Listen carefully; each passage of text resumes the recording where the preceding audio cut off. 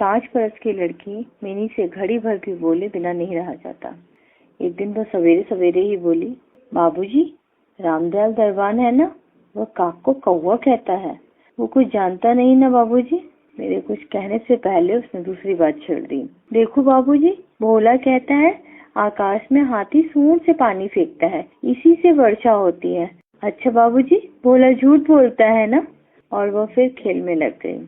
मेरा घर सड़क के किनारे है। एक दिन मिनी मेरे कमरे में खेल रही थी। अचानक वह खेल छोड़कर खिड़की के पास दौड़ गई और बड़े जोर से चिल्लाने लगी, काबुली वाले, ओ काबुली वाले। कंधे पर मेवों की झोली लटकाए, हाथ में अंगूर की पिटारी लिए एक लंबा सा काबुली धीमी चाल से सड़क पर जा रहा था। जैसे ही वो मकान की ओर आने लगा, मिनी जान लेकर भीतर भाग गई। उसे डर लगा कि कहीं वो उसे पकड़ न ले जाए। उसके मन में ये बात बैठ गई थी कि काबुली वाले की झोली के अंदर तलाश करने पर उस जैसे और भी 2-4 बच्चे मिल सकते हैं। काबुली ने मुस्कुराते हुए मुझे सलाम किया। मैंने उससे कुछ सौदा खरीदा। फिर वो बोला, बाबू साहब, आपकी लड़की कहाँ गई? मैंने मिनी के मन से डर दूर करने के लिए उसे बुलवा लिया। काबुली ने झोली से किशमिश और बादाम निकालकर मिनी को देना चाहा, पर उसने कुछ न लिया। डर कर वह मेरे घुटनों से चिपट गई। काबुली से उसका पहला परिचय इस तरह हुआ।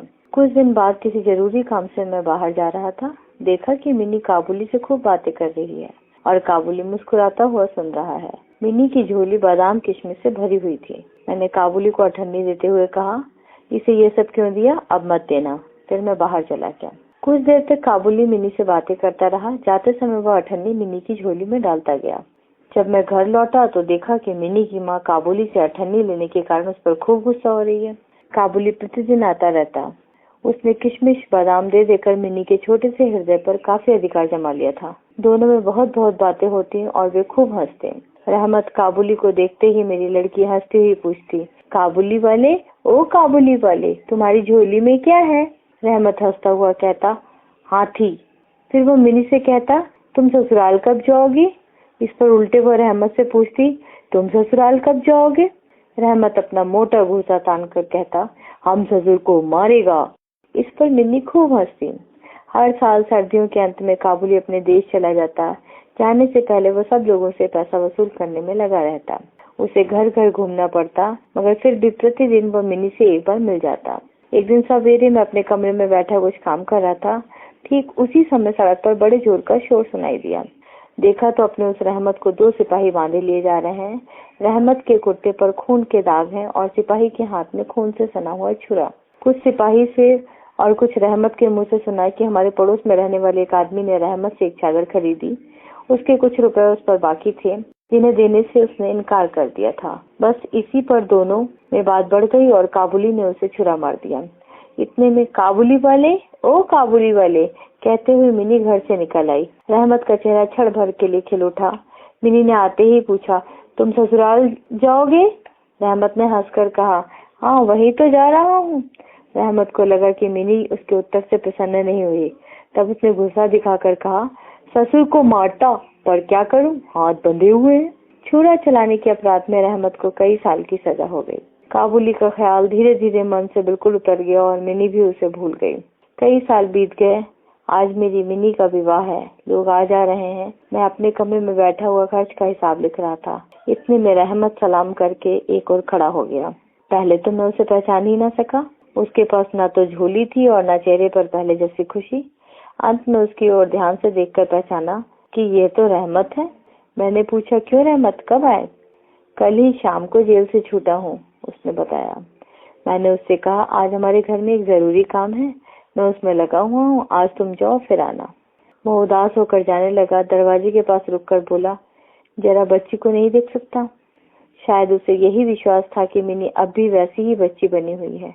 वह अब भी पहले की ही तरह काबुली वाले, ओ काबुली वाले चिल्लाती हुई दौड़ी चली आएगी। उन दोनों की उस पुरानी हंसी और बातचीत में किसी तरह की रुकावट न होगी।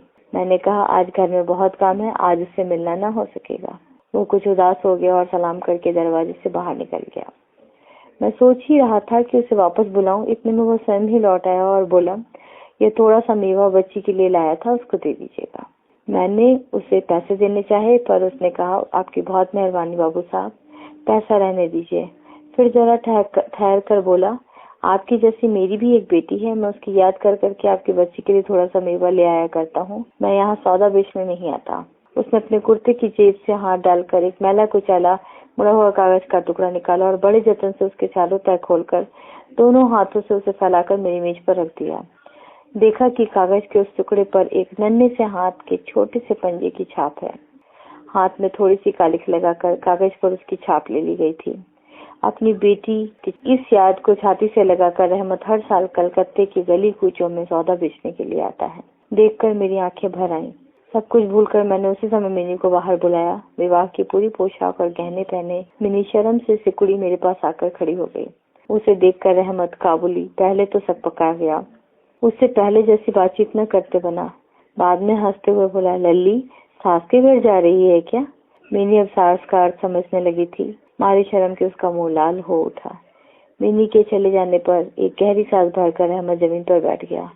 उसकी समझ में यह बात एकाएक स्पष्ट हो उठी कि उसकी बेटी भी इतने दिनों में बड़ी हो गई होगी। इन 8 वर्षों में उसका क्या हुआ होगा कौन जाने। वह उसकी याद में खो गया। मैंने कुछ रुपए निकालकर उसके हाथ में रख दिए और कहा, रहमत तुम अपनी बेटी के पास देश चले जाओ। धन्यवाद।